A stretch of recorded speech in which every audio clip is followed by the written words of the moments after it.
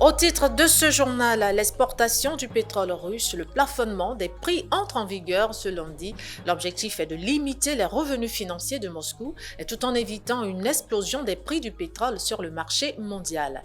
Et Total Energy devant la justice pour son méga projet d'oléoduc en Afrique de l'Est. La multinationale comparaîtra devant la justice française le mercredi prochain. En Iran, la police des mœurs abolie après plusieurs mois de contestation. L'annonce a été faite directement par le premier responsable de la justice iranienne. Bonsoir à tous et bienvenue dans ce bulletin d'information. Limiter les revenus financiers de Moscou tout en évitant une explosion des prix du pétrole sur le marché mondial, c'est l'objectif de la mesure de plafonnement à 69 $ le baril des prix d'exportation du pétrole russe sur le marché international imposée par les pays occidentaux. La mesure est entrée en vigueur ce lundi en dépit des protestations de la Russie. Entrée en vigueur ce lundi du plafonnement des prix du pétrole russe acheminé par voie maritime après l'accord conclu il y a quelques jours par les pays de l'Union européenne, du G7 et l'Australie. Désormais, seul le pétrole russe vendu à un prix égal ou inférieur à 60 $ le baril pourra continuer à être livré par des entreprises basées dans les pays concernés. Ceux du G7 fournissent les prestations d'assurance pour 90% des cargaisons mondiales, alors que l'UE est un acteur majeur du fret maritime. L'objectif est de restreindre les revenus de la Russie, tout en s'assurant qu'elle continue à alimenter le marché mondial pour éviter une flambée des prix. La mesure a été critiquée par Moscou, mais aussi par Kiev, qui estime qu'elle ne va pas assez loin. Ce mécanisme vient en complément de l'embargo de l'UE sur le pétrole russe acheminé par voie maritime, qui entre également en vigueur ce lundi. Total Energy a été assigné en justice par des ONG pour manquement à son devoir de vigilance dans la mise en place du chantier et critiqué dans le monde pour son impact dévastateur sur l'environnement. La multinationale comparaîtra devant la justice française le mercredi prochain. On regarde. Au milieu des vastes plaines ougandaises, voici le site principal choisi par Total pour son dernier chantier. Un méga projet à 9 milliards d'euros pour exploiter le pétrole contenu sous ces terres rouges. D'immenses travaux, très critiqués dans le monde entier, qui vont traverser les savanes où vivent éléphants et girafes, mais aussi des milliers d'habitants qui seront expropriés. Face aux critiques, le groupe français a décidé de jouer la transparence et nous fait visiter le chantier. On est toujours en phase de préparation de site et de terrassement. Il va y avoir du béton, oui. On n'y échappera pas, au moins sur l'usine de traitement. Ici, 3000 m² ont été rasés au bulldozer, alors que des milliers d'habitants exploitaient ces terres. Mais le responsable du chantier assume toute l'opération. On essaie au maximum de minimiser l'impact sur le terrain, mais aussi l'impact vis-à-vis des communautés, de l'environnement, tout ça. De toute façon, entre nous, entre vous et moi, si c'est pas la France, si c'est pas l'Europe qui le fait, bon, la France et l'Europe, ça sera les Chinois. Ça sera à mon avis encore différent. Voici à quoi ressemblera le projet. 426 puits de pétrole regroupés dans le nord-ouest de l'Ouganda et puis un pipeline géant de plus de 1400 km de long qui reliera la zone de production au port de Tanga, en Tanzanie. En tout, plus de 100 000 personnes seront affectées par les différents chantiers. Total a promis de dédommager tout le monde. Ses représentants nous emmènent visiter ces maisons flambant neuves, dans lesquelles ils disent avoir relogé 900 personnes, comme cet agriculteur. Ça, c'est le bâtiment principal avec 3 pièces. Vous savez, changer de maison comme ça, c'est pas normal en principe. C'est quand même différent ici. Total affirme qu'ils construiront 700 maisons en tout à 40 000 € pièce. Une information impossible à vérifier. Ils ont l'électricité et ils ont accès à l'eau. Donc les conditions se sont améliorées de fait. Ça, c'est un fait. Ce qu'on fait sur le projet, c'est exemplaire. Exemplaire. Exemplaire selon Total. Pourtant, les mécontents comme Mugisha Djelouzi sont nombreux. Cet agriculteur a tout perdu, ses maisons, ses champs, et il affirme qu'il ne s'est vu offrir qu'une maigre compensation. Il voulait nous donner 3 000 €. Mais je ne veux pas de cet argent. Cette somme n'est pas suffisante pour me reloger ou reconstruire une maison quelque part.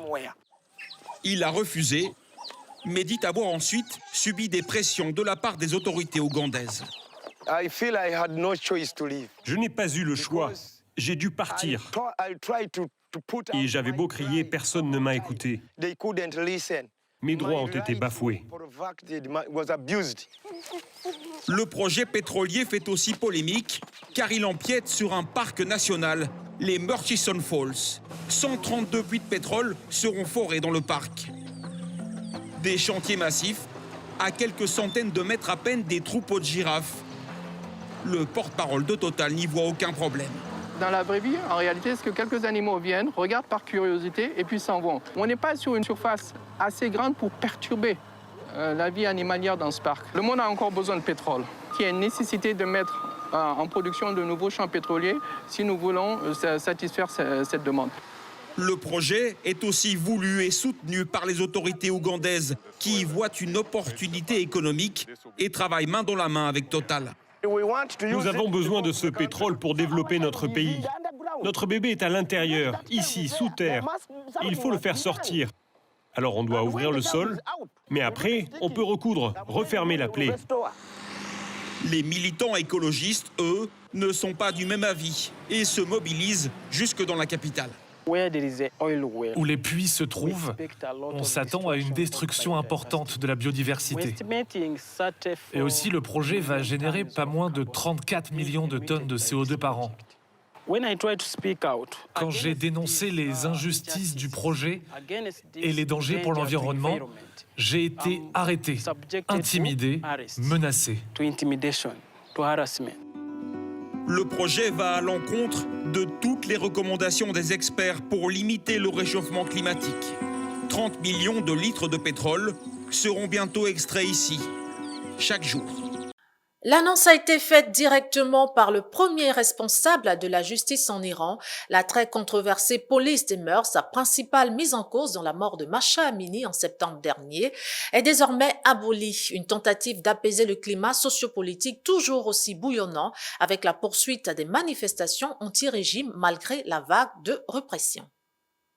Face à un mouvement de contestation qui enfle, se durcit, s'étend de Téhéran à tout le pays, une déclaration inattendue hier, rapportée par une agence locale, celle du procureur général de l'Iran, l'équivalent du ministre de la Justice.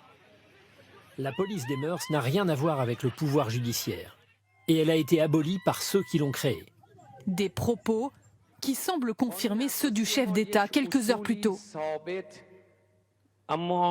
Il existe des méthodes de mise en œuvre de la Constitution qui peuvent être infléchies. La police des mœurs, créée en 2006 pour répandre la culture de la décence et du port du voile, concrètement, le bras armé de l'État qui multiplie les arrestations, souvent violentes. C'est cette même police qui avait interpellé le 13 septembre dernier la jeune Mahsa Amini pour port de vêtements inappropriés. Sa mort 3 jours plus tard avait enflammé le pays, déclenché ce mouvement de contestation historique. Mais une possible suppression de la police des mœurs ne changerait a priori pas la loi sur l'obligation du port du voile et n'est pas un gage d'une moindre répression, bien au contraire. Les spécialistes appellent à prendre cette déclaration avec beaucoup de précautions. Il ne s'agit pas de renoncer à la loi, il ne s'agit pas d'une évolution structurelle, et il s'agit d'une déclaration tactique. Le régime tente, par des manipulations, de contrôler le niveau de mécontentement à l'intérieur de l'Iran. Et la population ne semble pas dupe. Hier soir, dans les rues de Téhéran, les manifestants scandaient « Avec ou sans le hijab, nous nous dirigeons vers une révolution ». Tous réclament non pas une simple réforme, mais bien la fin du régime de la République islamique. C'est le guide suprême qui est visé. Aux États-Unis, à New York, plus connu par ses initiaux, JR, l'artiste français Jean René, a dévoilé ce dimanche sa dernière œuvre dénonçant la violence faite aux femmes iraniennes par le régime islamiste en place à Téhéran. Plus de précisions dans ce reportage. Mégaphone à la main dans ce parc new-yorkais, l'artiste JR donne de la voix pour les revendications des femmes iraniennes. Sur le sol, il a représenté le visage de Nika Shakarami, une protestataire de 16 ans, morte après une manifestation à Téhéran. On est rentré en contact avec la famille de Nika et c'est sa tante qui nous a envoyé ce portrait d'elle, qui était une des dernières images qu'il y avait sur ces réseaux qui ont été ensuite effacés, etc.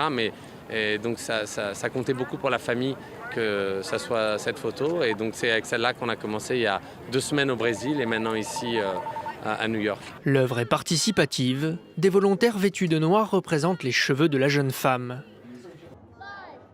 Femme, vie, liberté, ils scandent les slogans qui résonnent dans les manifestations iraniennes.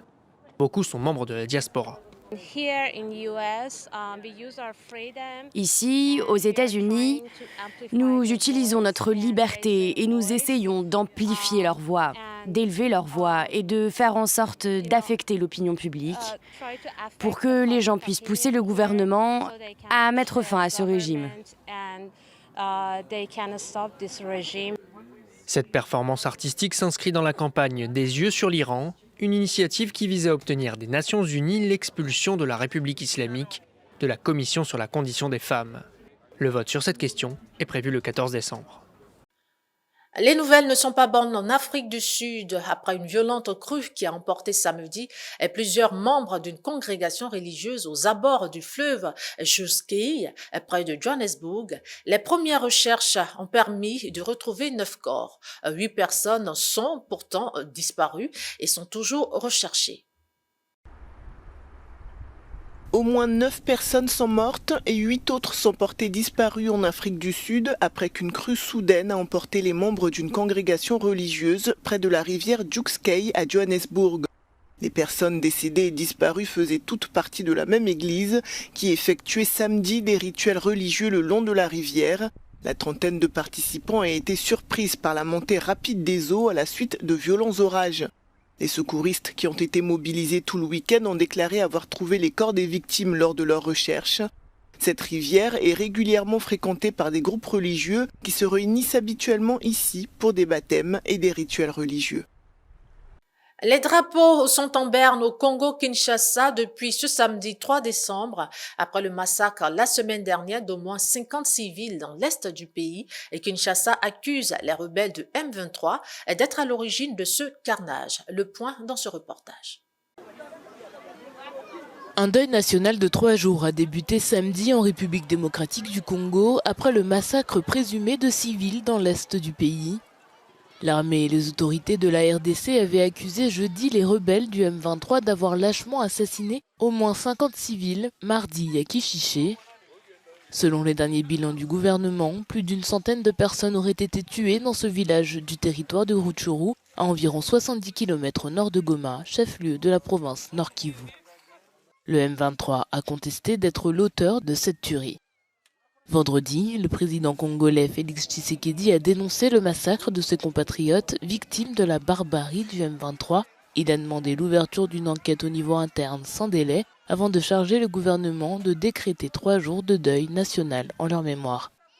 Les drapeaux sont également mis en berne sur tout le territoire durant cette période. Le deuil s'achèvera lundi avec l'organisation d'un téléthon destiné à collecter des fonds pour la réponse humanitaire à apporter aux victimes. Et au Mali, le chef de la junte au pouvoir a abrogé le décret nommant un colonel premier ministre par intérim hier dimanche. Cette décision ouvre la voie au retour de Choguel Kokala Maïga à la tête du gouvernement.